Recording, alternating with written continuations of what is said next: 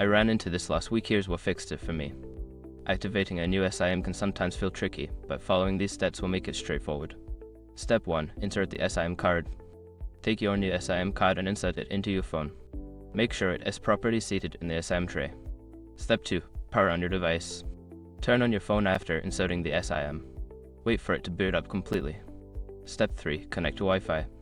Before activation, use the eSIM link in the description to open the eSIM compatibility checker and confirm your device and carrier are supported. Step 4. Visit the activation website. Open a web browser and go to the Virgin Canada activation page. Follow the on-screen instructions to begin the activation process. Step 5. Enter required information. Input the necessary details such as your eSIM card number and personal information.